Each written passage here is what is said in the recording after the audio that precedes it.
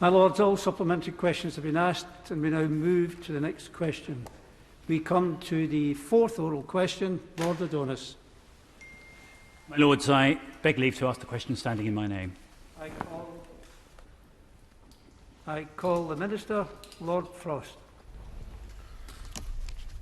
My Lords, the Cabinet Office has advertised the post of Director Brexit Opportunities Unit with a salary range of £93,000 to £120,000. That is within the Cabinet Office's pay scale of £93,000 to £162,500 for a director-level appointment and is appropriate for the calibre of candidate that the role requires. The Director of the unit will, of course, lead an ambitious programme of reform and address many of the most important questions facing the UK. Lord Adonis.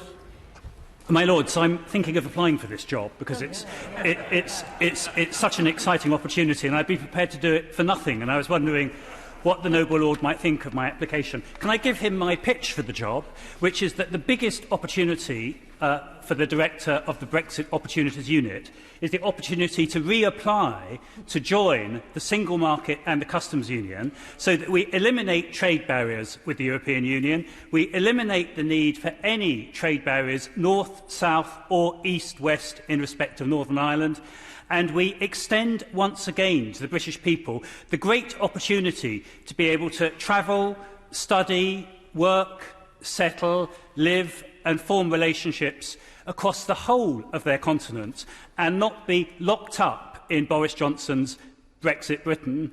Does he find that an exciting prospectus?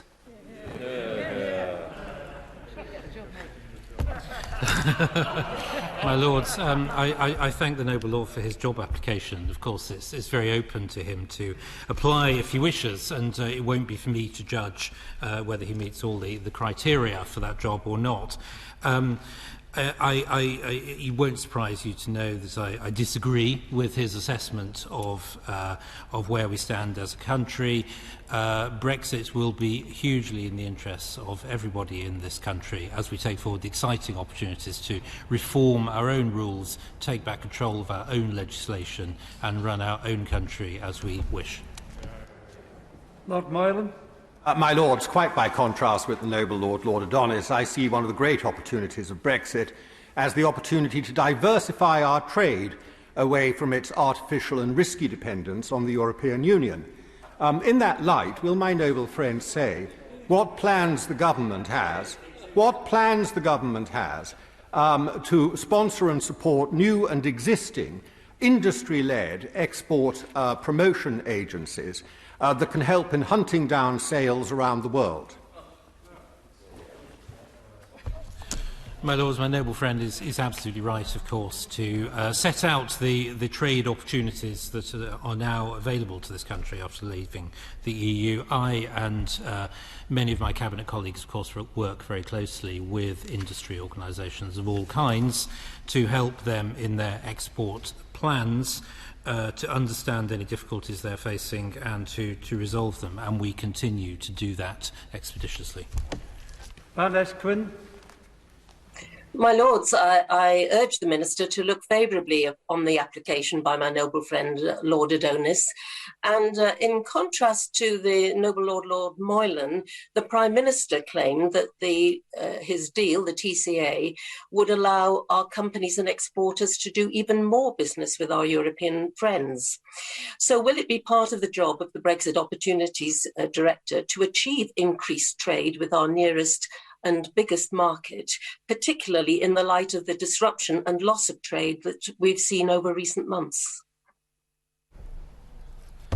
My Lords, we support expanded trade of all kinds wherever it is to be found, and we are confident that British industry will be able to deliver on that.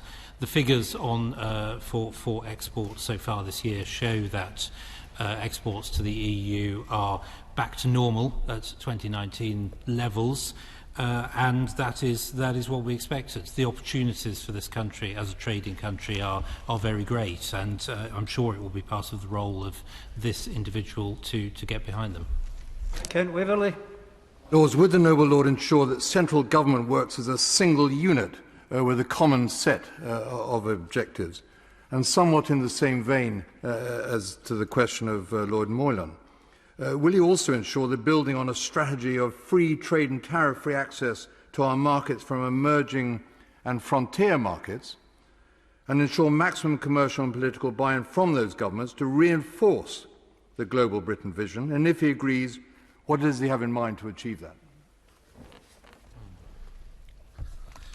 My Lord, so the government has, as you would expect, a single voice on these questions. We're all focused on the ability to deliver the opportunities of Brexit, and it is my job to make sure that many of those things happen with this new director when we appoint him or her. As regards to trade issues, certainly my right honourable friend, Secretary of State for Trade, is very focused on the issues that my noble friend mentions. In particular, we have made an application to join the CPTPP.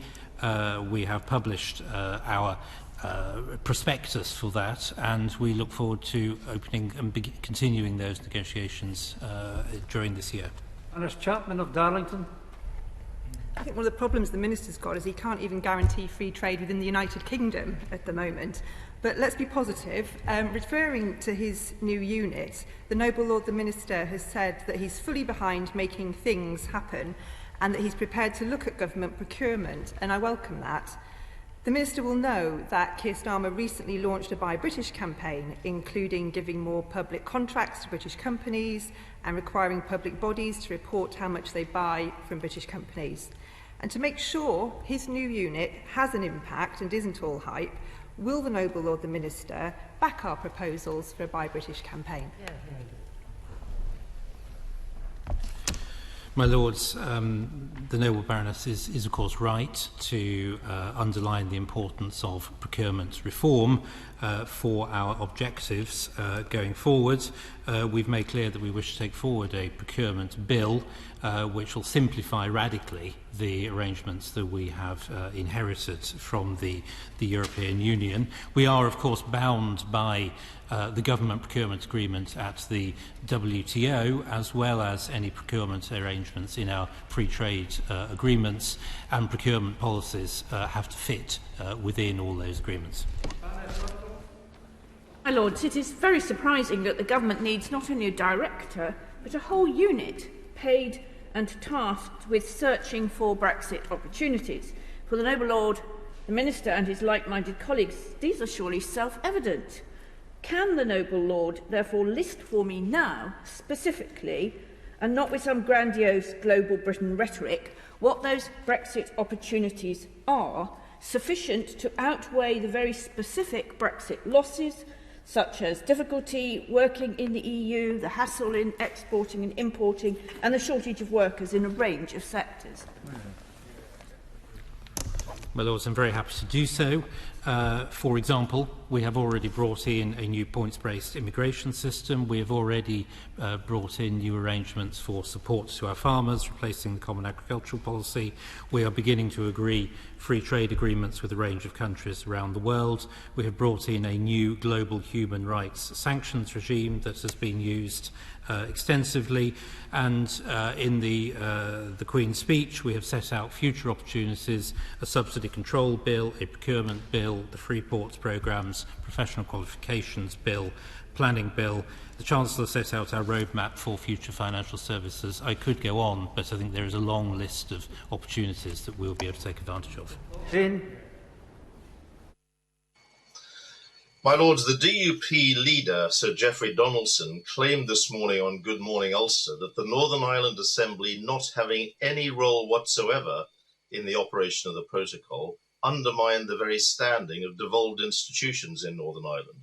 What plan does the government have to give Northern Ireland elected representatives meaningful engagement in and scrutiny of decision-making about the evolution and implementation of the protocol and the Trade and Cooperation Agreement as they impinge on areas of devolved competence?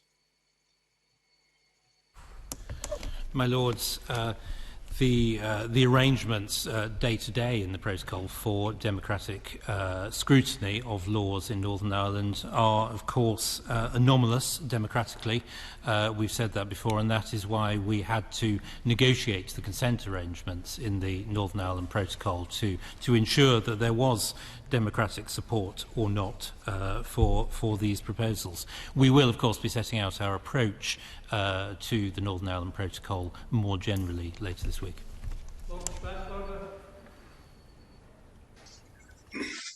While the benefits of Brexit remain so elusive, shouldn't we instead be tackling the serious downsides of the EU trade deal, such as the huge hit to our £111 billion creative arts sector?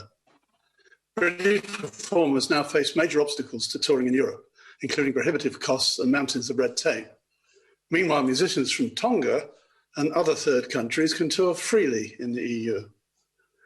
Since their negotiators were so much more successful than ours, shouldn't this new director be recruited from Tonga?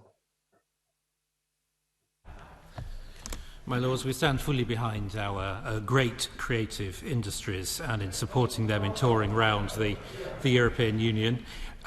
We have, as is well known, we have launched a campaign in those member states that do not allow relatively easy touring, and that is a relatively small minority.